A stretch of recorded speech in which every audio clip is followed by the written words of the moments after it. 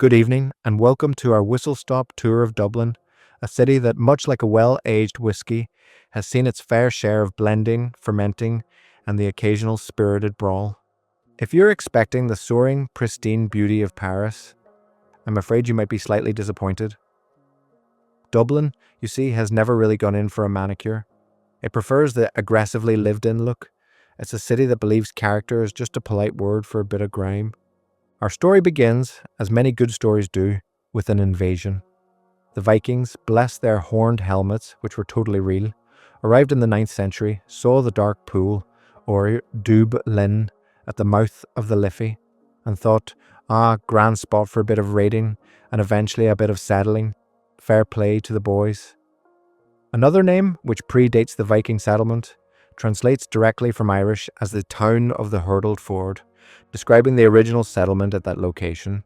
This is why the city has two distinct names. The Viking adapted Dublin and its original descriptive Irish name, Bolia Awa Clea. They established a trading post, laid the foundations for what would become a formidable city, and presumably taught the locals a thing or two about boat building, silver hoarding, and the subtle art of conquest. And so, Dublin was born, a port with a purpose, a future capital of, a lot of things. Fast forward a few centuries, and the Anglo-Normans arrived, bringing with them stone castles, a more structured form of governance, and inevitably more conflict. Dublin became the heart of the Pale, the small area of English control, from which we get the phrase beyond the Pale, meaning uncivilized. They built Dublin Castle, a formidable stone beast that would serve as the nerve centre of British rule for the next 700 years. No pressure on his poor soul. By the 18th century, Dublin had truly come into its own. Georgian architecture sprung up, elegant and imposing, giving the city its distinctive wide streets and impressive squares. This was the Golden Age, a time of prosperity, parliamentary independence, briefly, gloriously, at least for some. For while the Anglo-Irish aristocracy was building magnificent squares and holding lavish parties in places like Marion Square, just a few streets away, you had some of the most appalling poverty in Europe. Entire families lived in single rooms in sprawling, decaying tenements. This contrast between splendor and squalor would become a bit of a recurring theme. Still, it was during this golden, if slightly tarnished age that the literary scene emerged. Think Swift, Goldsmith, Burke, all sharpening their wits and quills in the city's lively coffee houses and pubs. But prosperity, like the Irish weather, rarely lasts without a few showers. The Act of Union in 1800 saw Ireland absorbed into the United Kingdom, and many of Dublin's grandees and politicians packed their bags for London. The city experienced a slow decline, a sense of fading glory, much like a once vibrant painting left in a dusty attic. The magnificent Parliament building was sold off to a bank, a rather fitting, if depressing, metaphor. Then came the 1840s, and with them, a darkness descended that would forever scar the nation, the Great Famine. While the potato blight devastated the rural areas, Dublin, as the capital, became a magnet for the desperate and the starving. People flocked to the city seeking relief, work, anything to escape the horrors of the countryside. The population swelled beyond recognition. The streets, once bustling with commerce, now teemed with destitution.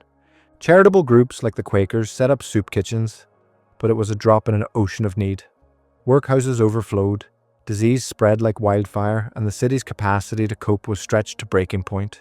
And the most bitter, haunting irony. Down at the docks, the very same docks where thousands were crammed onto coffin ships to emigrate, food was still being exported. Cartloads of grain and livestock, guarded by soldiers, being shipped out of a starving country. It was a period of profound suffering, leaving an indelible mark on the city's psyche, a quiet melancholy that lingers in the old stones and hidden corners. From the ashes of the famine, a new Dublin slowly emerged, resilient and defiant. The late 19th and early 20th centuries saw a renewed vigour, particularly in the literary world, and what a world it was. This was the era of Oscar Wilde, dazzling London but born and bred in Dublin, and of course Joyce, Yeats, Synge, O'Casey, Beckett, a veritable constellation of literary giants who captured the soul of Dublin, its wit, its struggles, its unique linguistic cadence. Joyce, in particular, had a famously complex relationship with the city. He claimed it was a center of paralysis and left, only to spend the rest of his life meticulously recreating every street, pub, and stray thought of its citizens from abroad. He couldn't live with it, and he certainly couldn't write without it.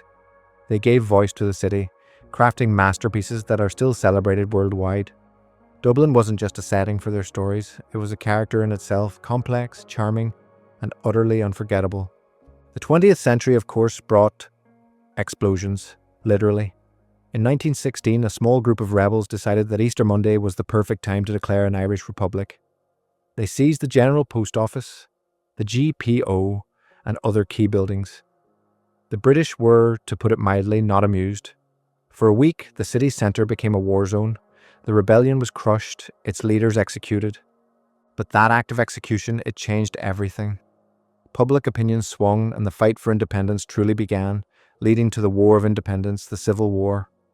A messy, complicated and very Irish divorce. Dublin, ever the survivor, adapted, rebuilt, and reimagined itself as the capital of a new free state. The Celtic Tiger years of the late 20th century saw another boom, a surge of economic prosperity that transformed the city once more, bringing glass and steel alongside the Georgian red brick. But as any good Dubliner knows, what goes up tends to come crashing down. The subsequent bust was just as dramatic as the boom. But Dublin, ever resilient, simply tightened its belt, brewed another pot of tea and got on with it. Today, Dublin is a vibrant, cosmopolitan city, brimming with history, humour, and an enduring sense of identity. It's a place where ancient Viking walls rub shoulders with sleek tech offices, where you can hear a dozen languages on O'Connell Street, and where the echoes of its celebrated authors still resonate in every cobbled street and lively cafe. It has known conquest, glory, poverty, and literary brilliance, and it carries all these experiences with a wry, self-deprecating charm. So, the next time you find yourself wandering through its streets, take a moment to look beyond splitting the G at John Kavanagh's and the gift shops. You'll find a city with a story as rich and complex as any novel, a city that, through famine and oppression, has always found its voice. And usually that voice is telling a very, very good story, and probably a joke. And that, in a nutshell, is Dublin. Cheers and thanks for stopping by.